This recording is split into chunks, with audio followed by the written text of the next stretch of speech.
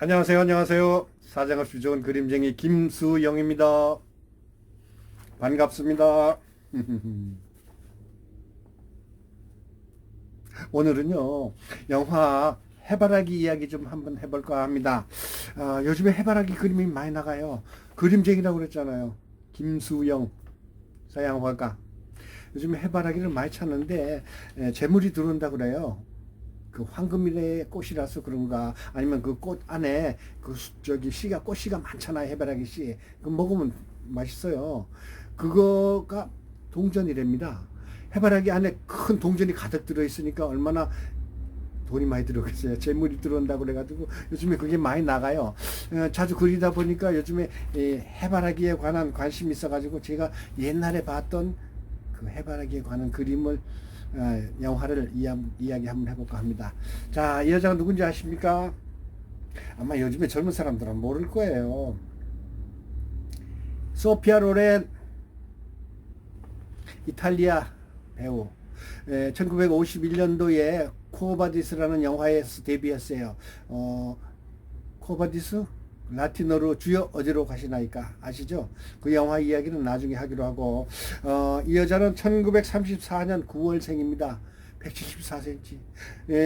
2019년이니까 올해가 85세예요. 아직도 살아있어요. 잘생겼어요. 뭐든지 커, 이 여자는. 이것도 크고, 눈도 크고, 코도 크고, 입도 크고, 아주 키도 174cm잖아요. 소피아 로렌, 우리 젊은 시대 때 영화에 많이 나왔어요. 아까 얘기한 코바디스, 또 하녀, 또 두 여인, 이태리식 결혼, 그 다음에 이 여자 나온 영화가 엄청 많아요. 다 대작에만 나왔어요. 해바라기도 역시 빅토리아 데시카라는 이탈리아 감독이 만들었는데요. 이 해바라기라는 영화는 이탈리아하고 프랑스하고 러시아의 3개국 합작이에요. 1970년도에 제작을 했는데 우리나라에는 1981년도인가 그때 상영했어요. 왜? 그때만 해도 우리 공산주의에 대한 이 이념에 관한 그 거부 반응이 많아가지고 러시아 제작이잖아요. 그 다음에 러시아에 직접 가서 소련방 그 우크라이나에 가서 직접 촬영을 했기 때문에 그 상영이 금방 안 됐어요. 허가가 안 나왔어요. 그러다가 한 11년 뒤에 1981년도에 한국에서 제가 단성사에 가서 봤어요. 거기에 나오는 음악이 참 멋있어. 헨리 맨시니 감독이 저 헨리 맨시니의 음악인데요. 라라라라라라라. 하여튼 음악이 되게 멋있어. 아주 음악도 멋있고 영화도 엄청 참 가슴 깊이 남는 그 로맨틱한 러브 스토리예요. 좋은 러브 스토리가 아니라 슬픈 러브 스토리.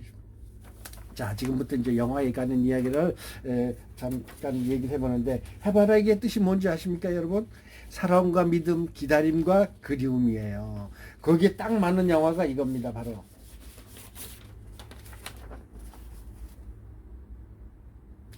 남자 주인공이요. 마르첼로 마스트로얀니예요. 이름 외우기가 아주 어려워. 근데 영화 내에서는 안토니오라는 이탈리아 남성으로 나오는데 2차 대전 때 군인이었어요. 이 안토니오가 잠시 외출 나온 사이에 이 소피아 로렌하고 결혼을 합니다. 얼마나 짭짤하고 재밌었겠어요. 달콤하고 첫사랑, 거기에다가 결혼까지 했으니 얼마나 기뻤겠어요. 둘이는 뭐 그냥 그 달콤한 시간에, 휴가 기간에 아름다운 사랑을 나누고 별별 거 다 했겠죠. 뭐 밤에 구체적인 건 뭐 말하기도 그렇고. 그래가지고 이탈리아에서 당시 2차 대전 시기인데 1941년도 43년도 그때 이야기예요. 영화는 그때만 해도 유럽을 휩쓴 히틀러라는 그 독일에 아주 못난 놈이 있었잖아요. 전 유럽을 막 불바다로 만들고 그러는데, 이탈리아에서는 무솔리니가 그 당시 그 잡고 있었는데, 그 무솔리니가 글쎄 히틀러 편이 든 거예요. 그래가지고 러시아 침공하는데 이탈리아도 참가해라. 히틀러가 그러니까 무솔리니가 예 하고, 글쎄 예 안토니오 마르첼로 마스트로 얀니가 러시아 전선에 갑니다. 러시아 전선에 가가지고 러시아가 사실은요 그 전에 나폴레옹도 러시아를 침공했지만 결국은 이 점령을 못했잖아요. 왜? 날씨 때문에. 러시아 날씨가 뭐 보통 춥습니까? 근데 이탈리아 군으로 출전한 그 안토니오, 그러니까 마르첼로 마스트로 얀니가 러시아에 가가지고 전쟁을 하는데 그 눈밭에 헤매다가 어떻게 하다가 이제 탈령을 하게 됩니다. 탈령을 하게 돼가지고 눈이 거의 뭐 그냥 허리까지 오다시피 한 그런 벌판에 막 헤매는 거예요. 헤매다 드디어 쓰러집니다. 근데 그 쓰러진 장소에 막 그냥 그 저 수염에 얼음이 확 가득고 뭐 그냥 머리에도 그냥 그 얼음이 막 맥혔어. 참 촬영도 잘했어. 러시아 벌판에서 직접 했다니까.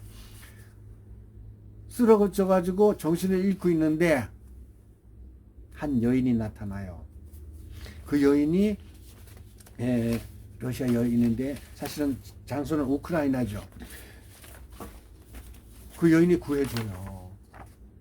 아주 촌구석에 그 이탈리아 멋있는 남자 안토니오, 물론 영화 배우니까 멋있었겠지. 마르첼로 마스트로얀니가 다 쓰러져 있는데 그거를 끌고 자기 집으로 데려가가지고 살립니다. 그러는데 너무 충격이 세가지고 기억상실증이 걸려요. 그 안토니오가.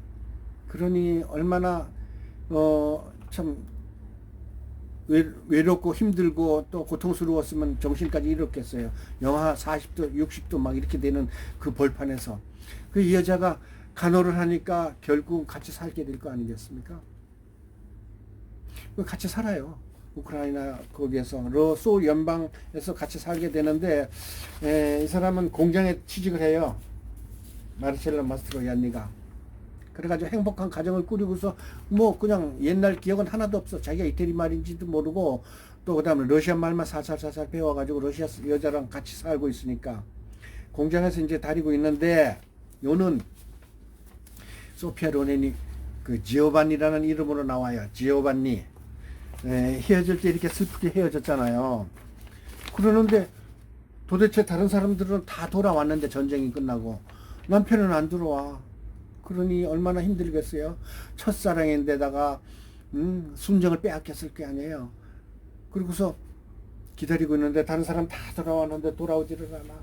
그래서 속상해가지고 찾고 하다가 러시아까지 갑니다. 편지가 와요. 어느 날 편지가 오는데 러시아에 살고 있다는 그런 소식이 들려요. 그래가지고 이 여자가 소피아 로렌이 러시아에 막 여기저기 찾고 다녀요. 그래서 우크라이나까지 가가지고 우크라이나 그 벌판에서 사람들 다 물어봐도 모른대. 지금처럼 뭐 인터넷이 있고 뭐 그런 시대가 아니라서 못 찾고 하는데 그 돌아오려고 하다가 그 역에서 이탈리아 남자를 한 사람 만납니다. 그 남자가 이 사람을 아느냐고, 안토니오를 아느냐고. 그러니까 안토니오라는 사람은 정확히 모르지만 이태리 병사가 하나 러시아에서 정착하고 있다는 소식을 들었습니다. 그 마을은 어딘데 한번 가보실래요? 하면서 그 마을을 가르쳐 줍니다. 그런데 거기 찾아가는데 해바라기 꽃이 쫙 들판에 가득해요. 러시아 국화가, 우리나라 국화는 무궁화잖아요. 러시아 국화는 해바라기입니다. 선플라워. 그러는데 그 들판에, 우크라이나 들판에 해바라기가 쫙 있는데 거기 아주 촌구석인데 소피아 로렌이 찾아가요. 그래서 물어 갔어요.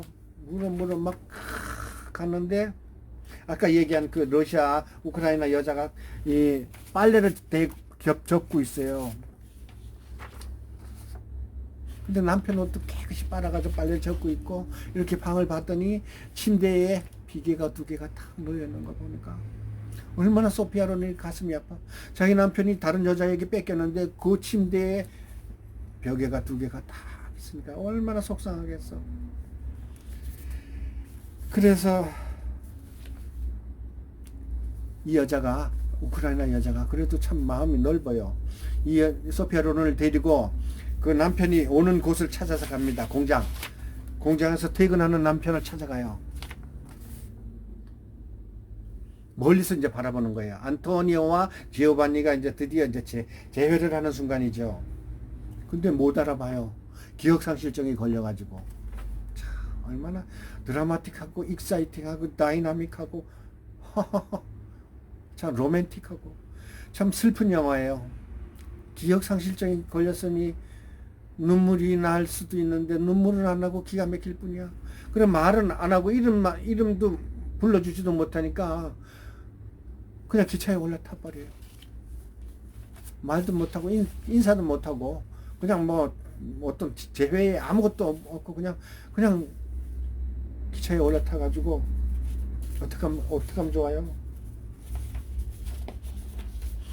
올라타서 그제서 눈물이 쏟아지는 거예요. 막 웁니다. 막 울어. 뭐 정신없이 울어. 막 그냥 몸부림치면서 우는 거예요. 지금 우는 장면입니다. 그래가지고 이탈리아로 돌아와요. 속이 상해가지고 이 여자도 다른 남자랑 결혼해버려. 인생이란 그런 거예요. 뭐 젊었는데 남편이 재혼하고 살고 있는데 어떻게 과부로 살겠어요.